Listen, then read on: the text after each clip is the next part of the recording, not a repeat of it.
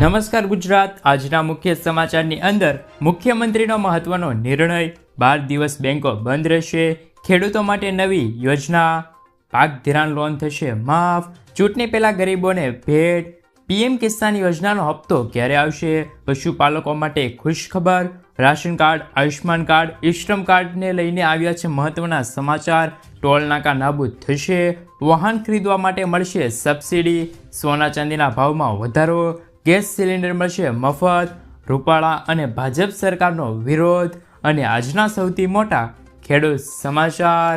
મિત્રો, દરેક સમાચાર, દરેક માહિતી જણાવવું એ પહેલાં ગુજરાતના જે પણ મિત્રો ચેનલ પર જો નવા આવ્યા છે એ મિત્રોને ખાસ વિનંતી છે કે ચેનલને સબસ્ક્રાઈબ કરવાનું ભૂલતા નહીં. સાથે આજનો આ વિડીયો છે તેને અંત સુધી જોતા રહેજો.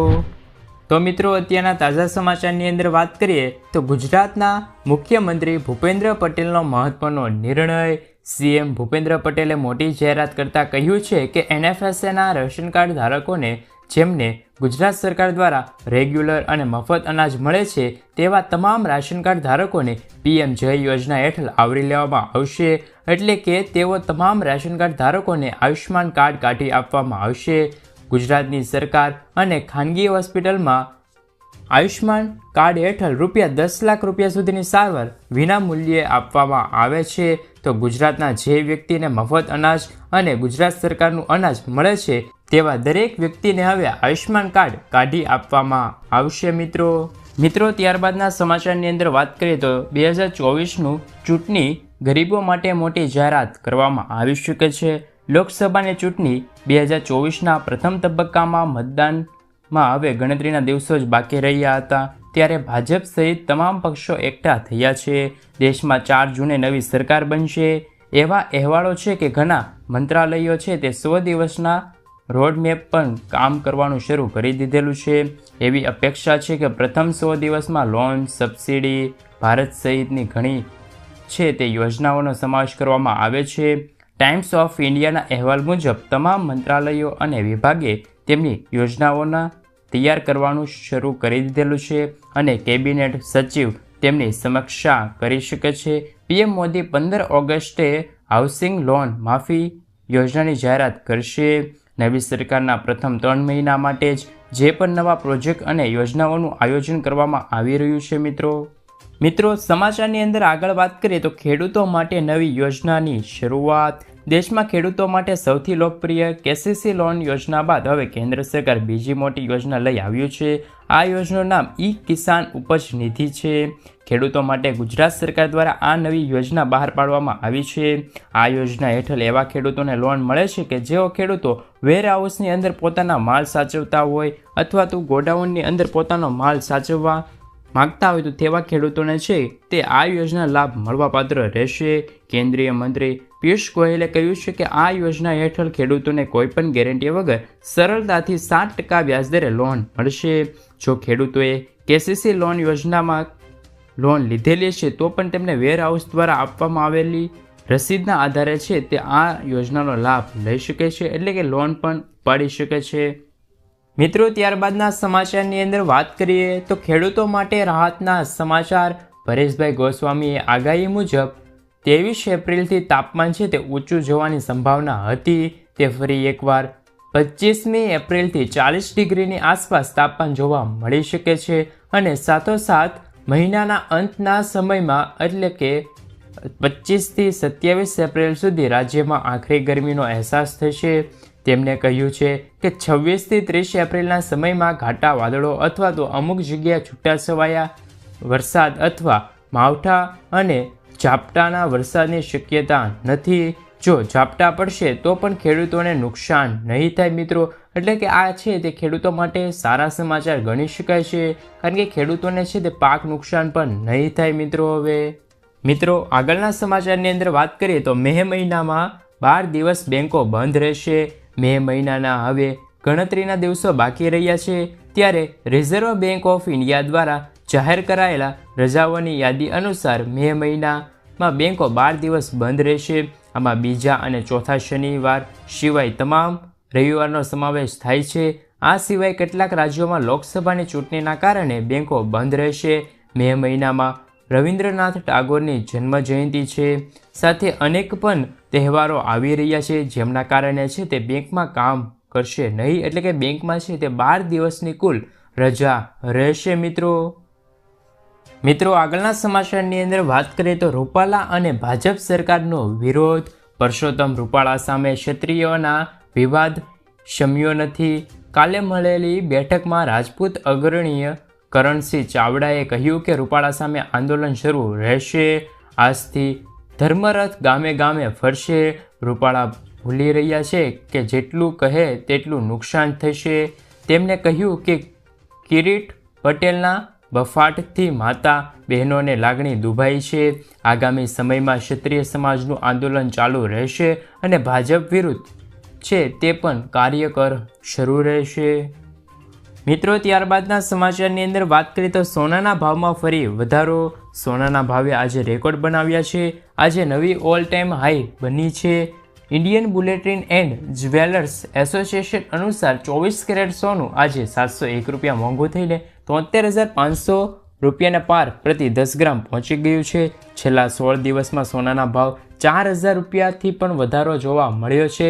આ વર્ષની શરૂઆતથી છેલ્લા 3.5 મહિનામાં સોનું 10,000 રૂપિયા મોંઘું થયું છે. 1 જાન્યુઆરીથી સોનું 63,000 રૂપિયા પર હતું, જે હવે 73,000 રૂપિયા સુધી પહોંચ્યું છે. ચાંદીના પણ ઉછાળો જોવા મળ્યો છે. 1 કિલો ચાંદીના ભાવ 83,000 રૂપિયા થયા છે.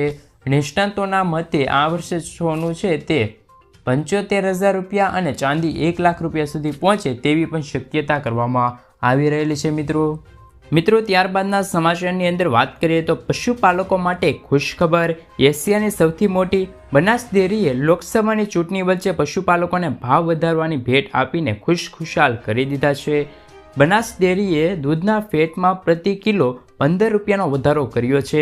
આ સાથે પશુપાલકોને 805 રૂપિયાની બદલે 820 રૂપિયાના ભાવમાં વધારો જોવા મળ્યો છે. દૂધના ભાવમાં સારો ભાવ મળતા પશુપાલકો માટે ખુશીની લહેર એક અલગ જ વાત છે મિત્રો આગળના સમાચારની અંદર વાત કરીએ તો મફત ગેસ સિલિન્ડરને લઈને આવ્યા છે મહત્વના સમાચાર. ઉજ્જવલા યોજનાને લઈને એક રાહતના સમાચાર આવ્યા છે. મોદી સરકારે 75 લાખ નવા ગેસ કનેક્શન આપવાનો નિર્ણય કર્યો છે, જેથી જે લોકો અગાઉ ફોર્મ નથી ભર્યા તેમને 5-5 કિલોના 2 સિલિન્ડર, 14 કિલોના 1 સિલિન્ડર, ગેસ ચૂલા, લાઇટર, રેગ્યુલેટર વગેરે સામાન આપવાની શરૂઆત થઈ ગઈ છે આ સાથે નવા ઉજ્જવલા યોજના માટે ફોર્મ ભરવાની પણ શરૂઆત કરી દેવામાં આવેલી છે. આગળના સમાચારની અંદર વાત કરીએ તો કિસાન ક્રેડિટ કાર્ડ બનશે એટીએમ, તરત જ મળશે પૈસા. કિસાન ક્રેડિટ કાર્ડ ધારકો હવે જરૂર પડે તરત જ પૈસા ઉપાડી શકશે. કૃષિ મંત્રીએ આ માટે એક કમિટી બનાવવાનો નિર્ણય લીધો છે. કમિટી ડિજિટલ ડિલિવરી, કિસાન ક્રેડિટ કાર્ડનું સરળીકરણ અને આ યોજનાને વધુમાં વધુ ખેડૂતો સુધી પહોંચાડવાની સમીક્ષા રાખે છે. આ રીતે કિસાન ક્રેડિટ કાર્ડ એક એટીએમ તરીકે કામ કરશે. કિસાન ક્રેડિટ કાર્ડ બનાવ્યા પછી ખેડૂતોને ગેરંટી વગર 1,60,000 રૂપિયા સુધીની લોન મળી શકે છે મિત્રો ત્યારબાદના સમાચારની અંદર વાત કરીએ તો રૂપાલા સામે પરેશ ધાનાણી લડશે ચૂંટણી. કોંગ્રેસ ગુજરાતના 4 લોકસભા અને 5 વિધાનસભા પેટા ચૂંટણીના ઉમેદવારોની યાદી છે તે જાહેર કરી છે. જોકે ધાનાણી રાજકોટથી લડશે. રાજકોટમાં ભાજપના પરસોત્તમ રૂપાલા સામે કોંગ્રેસ પરેશ ધાનાણીને ટિકિટ અપાઈ છે. એક બેઠક મુજબ રાજકોટમાં રૂપાલા સામે દિગ્ગજ કોંગ્રેસી નેતા પરેશ ધાનાણી ઉતર્યા છે.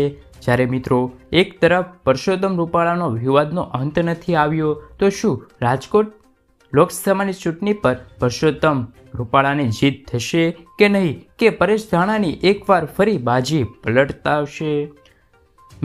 આગળના સમાચારની અંદર વાત કરીએ તો ટ્રેન મુસાફરો માટે ખુશખબર.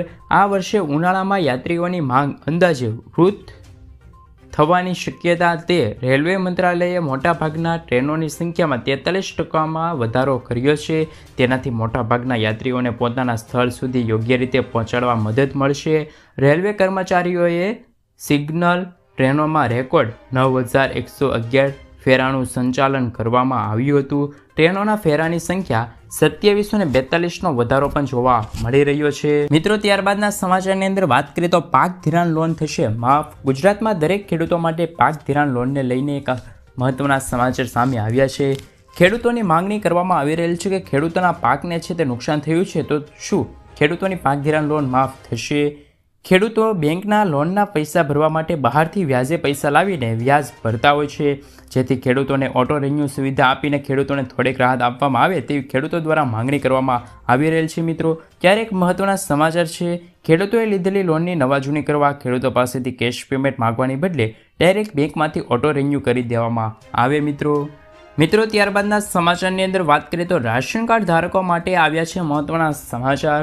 ગુજરાત બજેટ 2024માં નાણાં મંત્રી કનુભાઈ દેસાઈએ રાજ્યની જનતાને પોષણક્ષમ આહાર માટે મહત્વપૂર્ણ જોગવાઈ કરી છે, જેમાં અન્ન, નાગરિક પુરવઠા અને ગ્રાહકોની બાબતોમાં વિભાગ માટે કુલ 2711 કરોડની જોગવાઈ કરવામાં આવી છે.